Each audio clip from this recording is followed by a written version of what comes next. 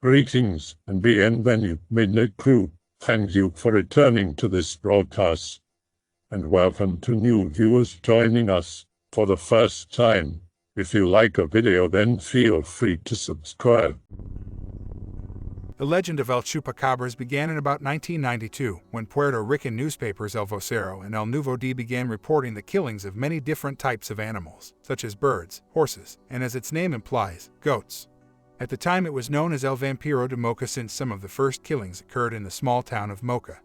While at first it was suspected that the killings were done randomly by some members of a satanic cult, eventually these killings spread around the island, and many farms reported a loss of animal life. The killings had one pattern in common. Each of the animals found dead had 2 puncture holes around their necks.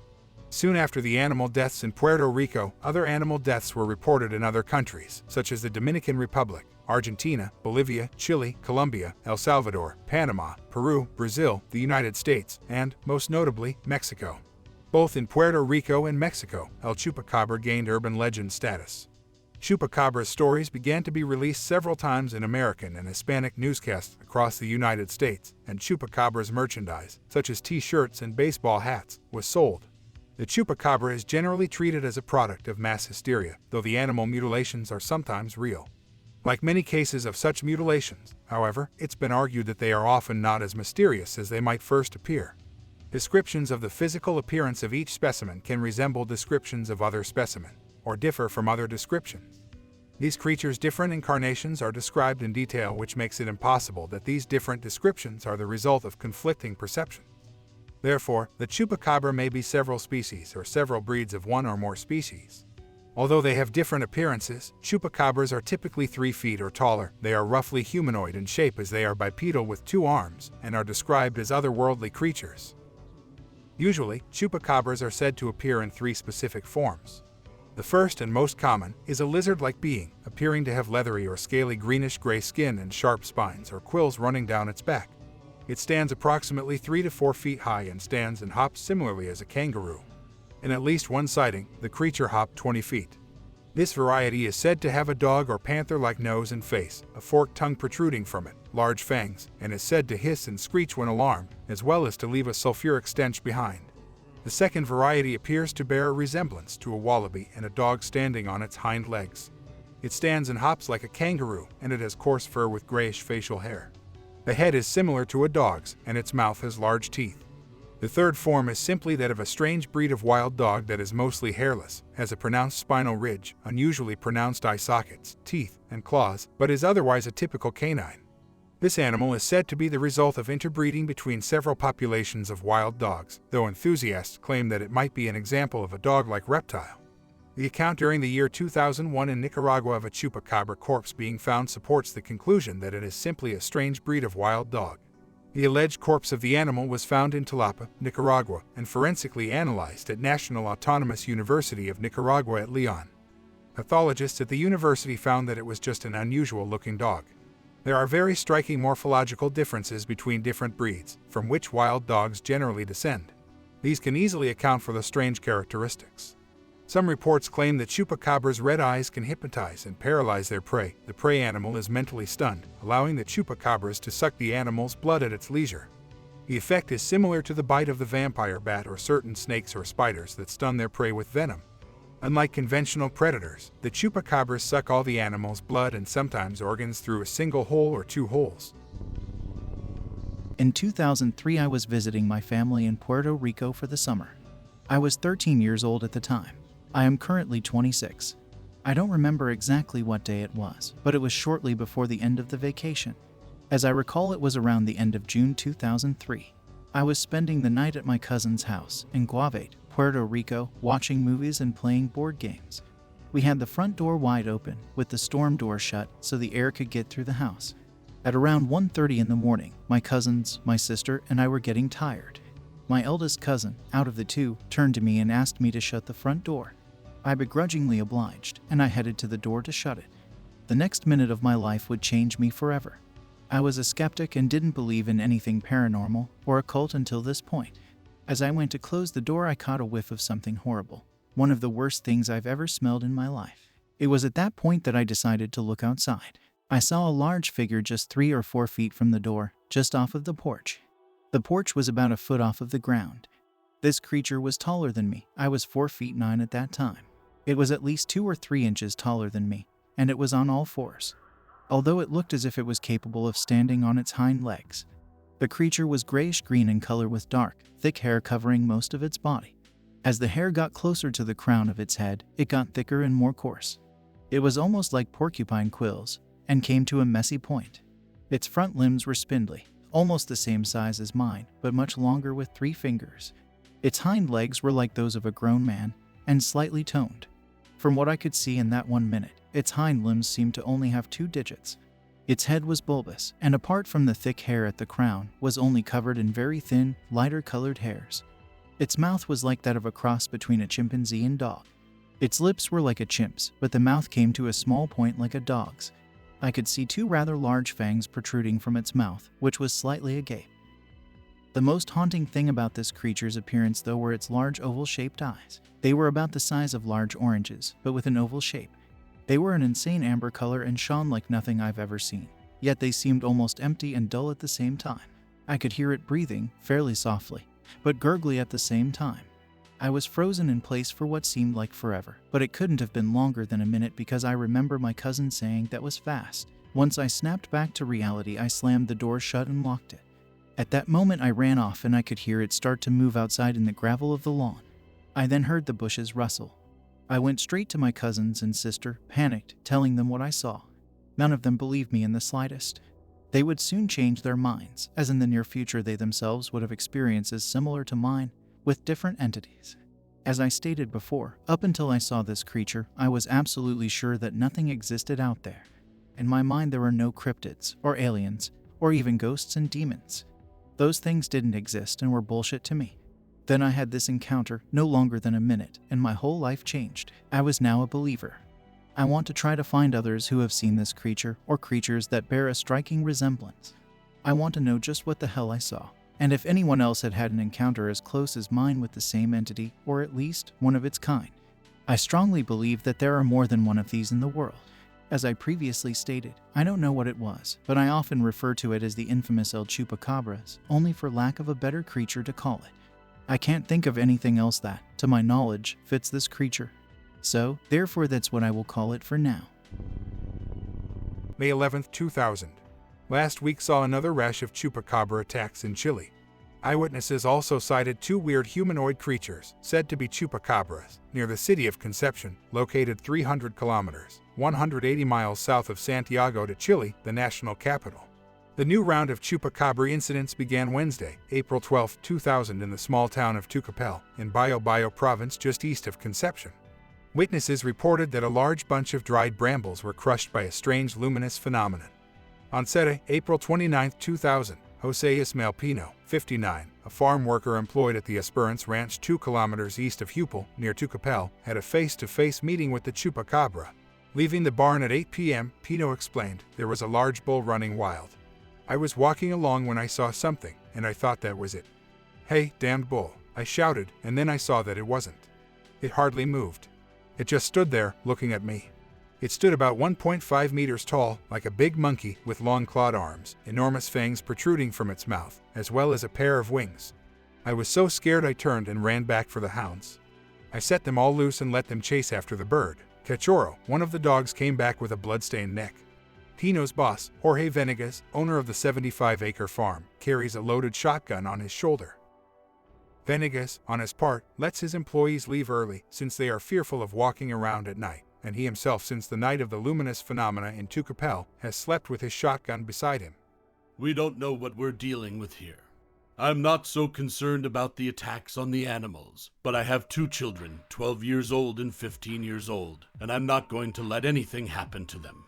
In fact, right now I'm going to get a floodlight to see at night, in case something weird shows up. Hefting the shotgun to his right shoulder. Farms in the Hupel-Tucapel area were affected by the alleged predator, which killed 4 sheep on one farm and a cow on another. However, not everybody believes that the chupacabra is the culprit. The manager of the Raul Perez farm told the newspaper Crónica, years ago, we had a wild dog problem. They managed to kill 70 sheep one single night, but we gave it no further importance at the time. On Tuesday night, May 2, 2000, Carabineros from the barracks in Santa Fe reported that 8 sheep, all of them pregnant, had been attacked by an unknown animal which had left them half dead, making it necessary to put them down. The attacks were blamed on wild dogs. Subofficer Alvaro Valdebenito of the Santa Fe barracks further added that a characteristic of these dogs is that they are barkless. Lieutenant Walter Koch of the Hupel Carabineros stated, "No, there were no reports about it whatsoever. We don't even have pumas in this sector, and only in the pre-Cordillera ranges will you find foxes. The only predators of the type we've had are Siberian dogs, which have feasted on some chickens." Carlos Villalobos, a schoolteacher in Hupel, said, "I think it's linked to some unknown life form, possibly alien in origin, but the authorities take the position of not acknowledging it, and they are probably very justified, since a collective panic situation could be unleashed." The Chupacabra attacks continued without letup. On Wednesday, May 3, 2000, at 1:30 a.m., Professor Liliana Romero Castillo slept soundly in her apartment located at Laguna Redonda in Concepcion, when she was awakened by the barking of the 5 stray puppies she had picked up some time earlier. The puppies were living in the building courtyard with Black, her large, fierce mastiff. I crouched and looked through the window. The puppies were whining, and Black had cowered against the wall and was motionless. I could see the back of what appeared to be an immense man, standing more than 2 meters tall. The shoulder blades were split, as if he had wings. Its posture recalled that of a person choking another. That was my impression. Concerned that a crime was taking place in her garden, she woke her husband, who gave the matter little attention. "I'm not getting up," he said, half asleep. Mrs. Romero returned to the window to get another look at the creature, but by then it was gone. The following day, May 4th, Liliana sent her children out to buy groceries at the local store, using a shortcut located behind their building. Upon their return, they told their mother that they had seen a dead dog in the alleyway. Liliana asked her husband to check, and he returned saying that a woolly, beige-colored dog was lying on the ground with 2 puncture marks in the throat. "I don't know if I might be in a suggestive state," he said, "but it had 2 deep holes in its jugular, about the size of a big pen, separated by 5 centimeters between them. What impressed me the most was the way the body was completely bloodless and was as light as a feather. The dog was incredibly woolly, and in fact I had to move the fur to see the puncture marks." Summoned by Liliana, a team of carabineros arrived at the crime scene and took custody of the dog's body. They loaded the dog into a black plastic garbage bag and ordered the family to remain silent, so as not to panic the local residents. But I'm scared, since I have very young children, and I'm afraid that whatever was there will come back. The carabineros took the dead dog to the first commissariat in Concepcion so it could be autopsied by pathologists. The same day, May 4, 2000, 35 dead birds were found on a ranch 12 kilometers from Pucón on the road leading to the village of Cabaruga. The animal attacks, attributed to the mythical chupacabras, presented the same characteristics as the earlier attacks, since the dead chickens had cuts and scratches on different parts of their bodies. Captain Roberto Saldivia, deputy chief of the Pucón Carabineros, confirmed that the animals were found dead in a pen without a single drop of blood in them. The attack begins. The recent attacks began in April, and newspapers carried stories of the mysterious deaths of close to 200 goats, sheep, chickens, and rabbits in northern Chile. At first, the deaths were blamed on packs of wild dogs, but one trademarked feature of the killings turned the suspicion on the legendary chupacabra. The respected Reuters news agency reported that some of the animal victims had incisions in their throats and their blood had been sucked out. The report also said that detectives swept the zone with night vision equipment and that blood-curdling sounds were heard in the dark, causing residents not to venture outside. Victor Espinosa, an investigator for Chile's ecology department, was said to take hair samples and footprint castings for examination. The paw prints do not match those of horses, cows, goats, pigs, felines, or wild dogs, Espinosa said. And, according to Dr. Virgilia Sanchez Asijo of the Miami UFO Center, Espinosa also said that evidence shows that the animal walks on 2 legs and only attacks hot-blooded animals and not snakes or lizards of the region. The capture. In late May, early June, rumors surfaced that 3 of the creatures had actually been captured, reported chiefly by Marshall Campos Maza of Chile's EFE News Service and by Joseph Trainer of UFO Roundup in the U.S., among others. The stories claimed that 3 of the creatures had been caught in the desert near a mine just north of the town of Calama. In the struggle to capture the chupacabras, they said, 1 Chilean soldier had been killed. The Chilean military allegedly would not discuss the matter. More bizarrely, after the little monsters had been held in an army barracks for several hours, a team of NASA representatives arrived by helicopter from the U.S., closing the local airport, according to one story, and took them away. How it was assumed that these people were from NASA is unclear, as is where the notion came from that NASA, the U.S. Space Agency, would have jurisdiction over such a matter if it were a fact. Residents of Kalama and nearby communities continued to blame NASA for the apparitions and attacks of the mysterious chupacabras, MITZU reported, which has killed many farm animals in the region and other parts of Chile, their bodies completely exsanguinated and undevoured by the mysterious predator. It was said that the captured animal was kept all day at the regiment's barracks until NASA experts arrived to take it away. Why NASA? Some residents believe that the deadly chupacabras are the result of some diabolical genetic experiments gone awry by NASA or some other U.S. agency. The gringos had at least 3 genetic experiments run away from them. One respected Chilean architect was quoted as saying, but it was not disclosed how he came upon such information. The chupacabra strikes back. It seemed El Chupacabra was not pleased with having a few of its kind carted away. A new rash of animal killings started to occur in early June. In the backyard of a home in the port city of Talcahuano, 14 chickens were mysteriously slaughtered on June 4th and Chupacabra was blamed. A few days later, the newspaper Diario El Sur ran a story about another attack in the city of Concepcion. The strange case took place around 4 a.m. while Julio Reyes and his wife, Carmen Andrade, were still asleep. They suddenly heard a loud noise coming from their home's backyard, a kind of small farm in which they have a henhouse and a garden containing tomato, potato, chocolate, and pepper plants. The light outside the henhouse was on. I saw the monster flapping his wings fiercely while the hens were crowing, something they never do at this time. That's when I saw the white one running toward the back. At this time, Baba's family's dog came out to take a look, but when he saw the back gate, through which the hens had fled, he refused to follow and remained standing still.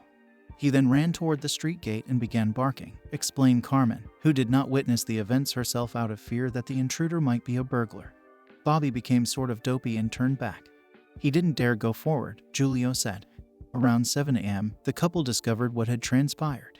In the very rear of the backyard, which can only be reached by crossing 2 gates, their 3 hens and 1 rooster were found dead, completely torn to shreds, as if they had been ripped open at the chest cavity and scattered in a 10-meter radius. It is worth noting that the house's entrance is a gate covered with chicken wire. Chile's national police blamed the attack on wild dogs, but Reyes did not accept that explanation.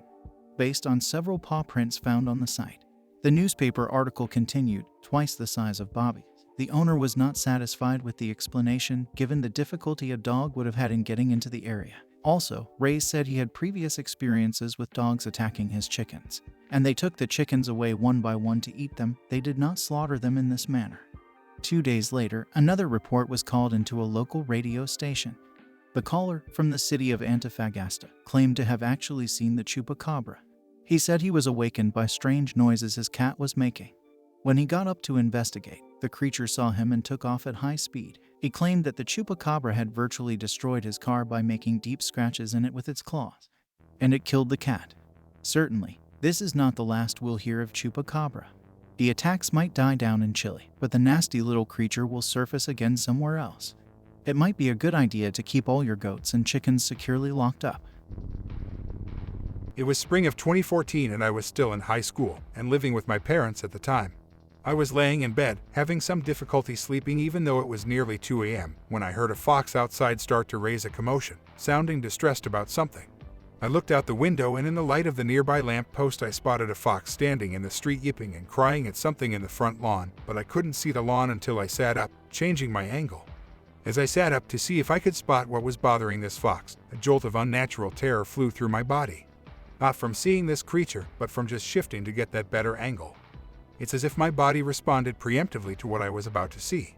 What was in my yard could only be described exactly as some of the chupacabras mentioned in the podcast episode, a greyhound hit with a flamethrower.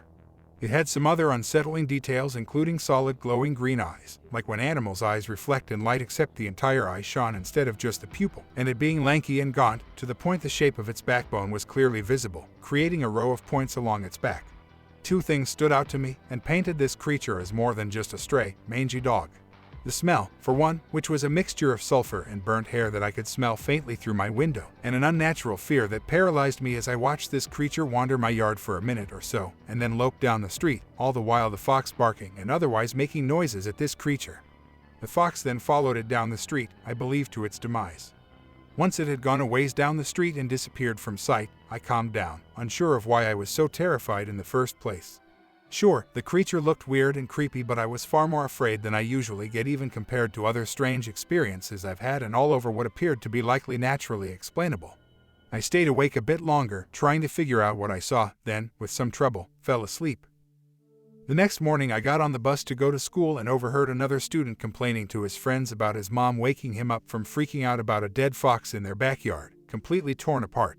He seemed mostly just insensitively disgruntled about his mom causing a commotion, but the realization hit me that it might have been the fox from the previous night. Unsettled, I rode the rest of the way to school simply thinking about the night's events. When I got to school, I found my friend that I'd always hang out with before classes started, and told her what happened. She seemed like she might have some insight since she had been looking into Wicca, and I was really interested in what she had to say. As I began telling her what happened, though, the energy around us took on a dark change, and I felt like I was being watched by some kind of presence. And then my friend interrupted me, asking if I felt that way because she was feeling it herself.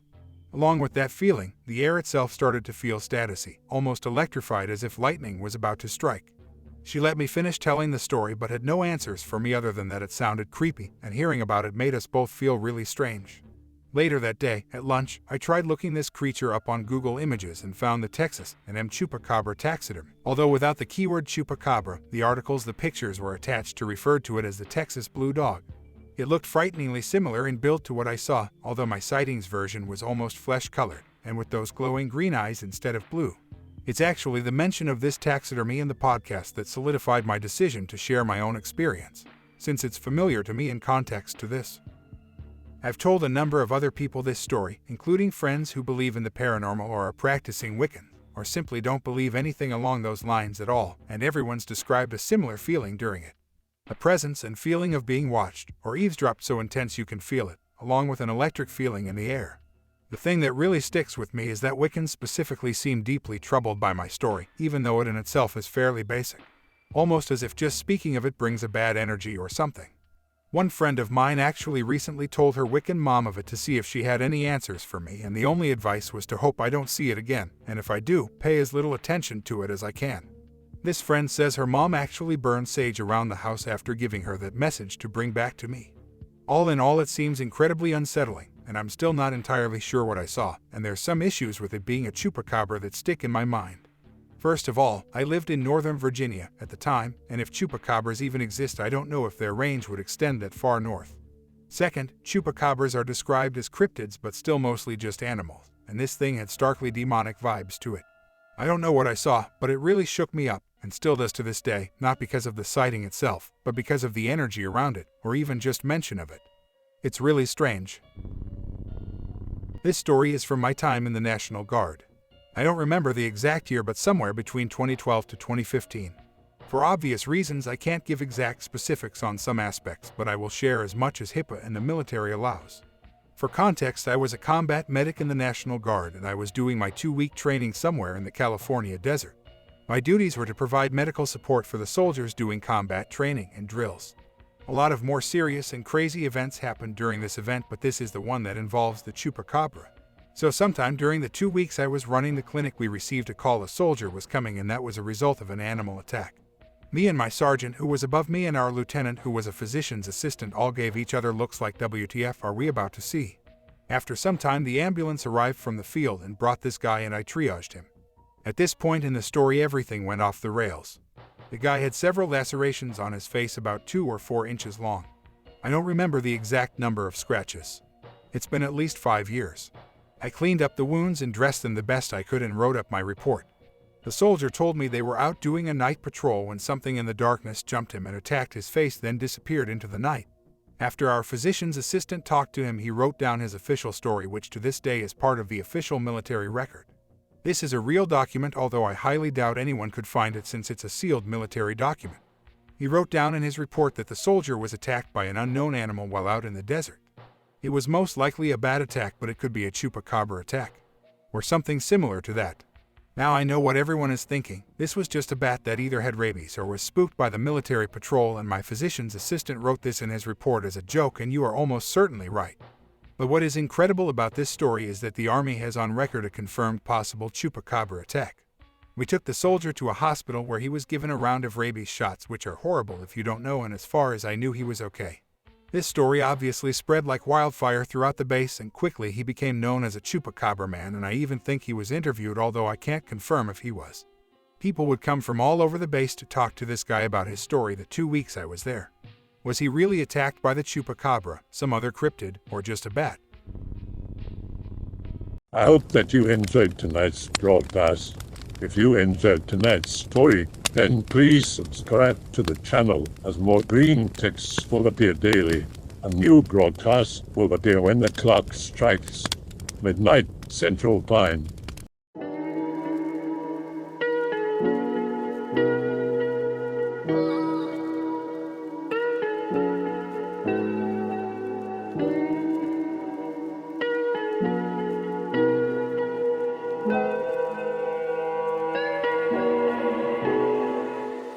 Remember to check out the Odyssey page in the description for a second archive of the channel's videos.